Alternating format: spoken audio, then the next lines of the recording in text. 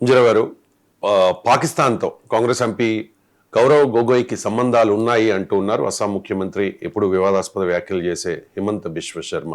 అంటే గౌరవ్ గొగోయ్ భార్య ఎలిజబెత్కు పాకిస్తాన్తో ఉన్న ఒక సంస్థతో సంబంధాలు ఉన్నాయి. అక్కడ ఎలిజబెత్ పనిచేసేది, శాలరీ కూడా అక్కడి నుంచే పాకిస్తాన్ నుంచి గౌరవ్ గొగోయ్ భార్య ఎలిజబెత్కు వచ్చేది అంటూ హిమంత్ బిశ్వ శర్మ చాలా వివాదాస్పద వ్యాఖ్యలు చేశారు. ఈ వ్యాఖ్యల్ని కాంగ్రెస్ అయితే అబ్జెక్ట్ చేస్తున్న పరిస్థితి ఏంటి, అసలు వివాదం ఏంటి? సార్ అండి, ఇప్పుడు అస్సాంలో ఎలక్షన్ జరగబోతుంది కొన్ని నెలల్లో.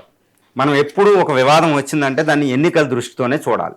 ఏదైనా పొలిటికల్ పార్టీ ఒక నేత, ఒక సీఎం, ఒక పిఎం, ఒక పొజిషన్ లీడర్ ఏదైనా ఇష్యూ చేస్తే ఫస్ట్ దాన్ని we should see through the lens of the election అనమాట. Elections are at the corner in Assam.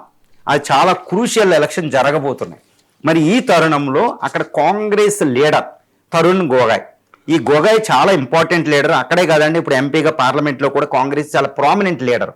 ఇప్పుడు ఆయన ఈ హిమంత్ బిశ్వ శర్మ అక్కడ ఎలక్షన్ కాబట్టి ఆయన భయపడుతున్నాడా? మరి కాంగ్రెస్ విన్నికి భయపడుతున్నాడు. ఎందుకంటే అంతకుముందు కాంగ్రెస్ అక్కడ ఎక్కువ రూల్ చేసేది. గత 2 ఎలక్షన్లోనే బీజేపీ రూలింగ్లో వచ్చింది. మళ్ళీ అక్కడ రీసెంట్గా ఈయనకి బిశ్వ శర్మ ఒక వేరే కమ్యూనిటీని షూట్ చేస్తున్నట్టు చేస్తే మళ్ళీ దాన్ని డిలీట్ చేయడం జరిగింది. ఎంతసేపు ఈ సిఏఏ యాక్ట్, ఈ బంగ్లాదేశీ ఇమ్మిగ్రెంట్స్, ఇలాంటి ఇష్యూలు ఆయన తీస్తారు పరిపాలన మీద కాన్సన్ట్రేషన్ కంటే. ఇప్పుడైనా ఈ గొగోయ్ భార్య ఎలిజబెత్ బ్రిటిష్ పౌరురాలైనా ఆవిడ పాకిస్తాన్కి సంబంధించిన ఆవిడ ఆవిడ ఏజెంట్ కాబట్టి ఈయన కూడా పాకిస్తాన్ ఎంబసీకి గొగోయ్ వెళ్ళి చాలాసార్లు వెళ్ళారు. ఆయన ఇంటికి వెళ్ళారు. పాకిస్తాన్లో ఒక సంస్థ తరపున ఆవిడ ఉద్యోగం చేసింది. అక్కడ నుంచి నిధులు వస్తున్నాయి. మన ఇన్ఫర్మేషన్ అంతా పాకిస్తాన్కి అందిస్తున్నారు. ఈవెన్ పార్లమెంట్లో గొగోయ్ అడిగే ప్రశ్నలు కూడా పాకిస్తాన్కి లాభం కలిగించేటట్టున్నాయి. డిఫెన్స్ కోసం గట్ట అడుగుతారు. కాబట్టి ఈయన పాకిస్తాన్ ఏజెంటే, ఇండియన్ కాదు, యాంటీ ఇండియన్ అని ఆయన చాలా తీవ్రంగా చేయడం జరిగింది. అసలు మామూలు అలిగేషన్స్ కాదని అంతకుముందు కూడా ఆయన చేశారు. మరి ఇప్పుడు ఎక్కువైంది. ఇప్పుడు అస్సాంలో ఎన్నికల దృష్టి ఇవి చాలా ఇంపార్టెంట్. కానీ దీని మీద విచారణ వేస్తే ఏం తేలుతుంది గుర్తుపెట్టుకోవాలి. గొగోయ్ ఈరోజు వచ్చిన పొలిటీషియన్ కాదు. ఆయన డిసెండెంట్, అంటే ఆయన యాన్సిస్టర్, వాళ్ళ ఫాదరు అస్సాంకి చాలా చాలా సేవ చేసిన వ్యక్తి, గుర్తుపెట్టుకోవాలి కాంగ్రెస్ పార్టీలో. మరి ఆయన దేశభక్తి కమ్యూనిటీ నుంచి వస్తున్నారు. భార్య ఆవిడ బ్రిటిష్ పౌరురాలైనంత మాత్రాన ప్రాబ్లం ఉందా? గుర్తుపెట్టుకోవాలి. భారతదేశంలో చాలా చాలా మంది పౌరులకి, చాలా చాలా మంది దేశ నాయకులకి భార్యలు విదేశాల నుంచి వచ్చారు. కానీ భార్యలు వాళ్ళకి సేవ చేయలేదు కదండి. గుర్తుపెట్టుకోవాలి. సుభాష్ చంద్రబోస్ జర్మన్ని పెళ్లి చేసుకోవడం జరిగింది. ఇంకా చాలామంది నాయకులు, ఒక్కళ్ళని కాదు, ఇప్పుడున్న అంబాసిడర్లో భారతదేశంలో చాలామంది, కేఆర్ నారాయణ, చాలామంది చేసుకున్నారు.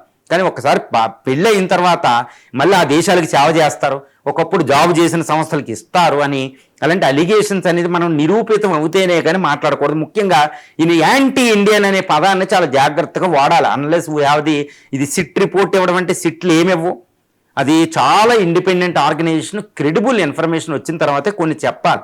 సిట్ రాష్ట్ర ప్రభుత్వంలో ఇచ్చిన సిట్ నీ ఆధ్వర్యంలో ఉంటుంది, నువ్వు చెప్పు. కాబట్టి అలిగేషన్ ఏదో అవినీతి ఆరోపణలు కాదండి, అది దేశ ద్రోహానికి సంబంధించిన కేసులు. కాబట్టి క్రెడిబుల్ ఎవిడెన్స్ ఉన్నప్పుడే ఇంకొక నాయకుడిని ఇలాంటి పెద్ద పదాలు ఉపయోగించాలి. అదర్వైజ్ డెఫామేషన్ సూట్లు అవుతూ ఉంటాయి. రాహుల్ గాంధీ గారు కూడా చూడండి, గౌక్కును వదిలేస్తే డెఫామేషన్ సూట్లు అయితే చాలా కేసుల్లో ఆయన తిరుగుతున్నారు ఇండియా అంతా. అలాగే మళ్ళీ హేమంత్ బిశ్వాస్ తిరుగుతారేమో డెఫామేషన్ సూట్లో రాహుల్ గాంధీ గారు తిరిగినట్టు. అంటే ఎదుటి వాళ్ళని ఎలక్షన్ వచ్చేటప్పుడు ఒకరికొకరు సంబోధించుకోవడం, విమర్శించుకోవడం, ఇవి రెడ్ లైన్, లక్ష్మణ రేఖగా దాటిపోయి ఉన్నాయనే కేసుని ఇది మనకు చూపిస్తుంది. కానీ గుర్తుపెట్టుకోవాలి, గొగోయ్ మరీ అంత ఫూలిష్గా బిహేవ్ చేయవలసిన అవసరం అయితే లేదు. పాకిస్తాన్ నుంచి ఒక 100 కోట్లు ఇచ్చినా ఆయనకి తక్కువే. ఆయన ఏమైనా డబ్బులు కమ్ముడిపోయే ఈ వ్యక్తి కాదు. ఆయన కాంగ్రెస్ సేవ చేస్తున్నాడు, ఒక దేశ నాయకుడే, ఒక అద్భుతమైన నేత. ఆయన మీద ఆరోపణ అది నిజం కాకపోవచ్చు, ఇన్వెస్టిగేషన్లో మనకు తెలుస్తుంది. కానీ ఆ ఇన్వెస్టిగేషన్ కూడా మీ సిట్లు, రాష్ట్ర ప్రభుత్వాల్లో సిబిఐలు కాదండి, సుప్రీంకోర్టు ఒక జడ్జి, సిట్టింగ్ జడ్జి ఆధ్వర్యంలో అది జరిగితే అందరూ నమ్ముతారు. అలా జరగాలని అయితే నేను కోరుకుంటాను.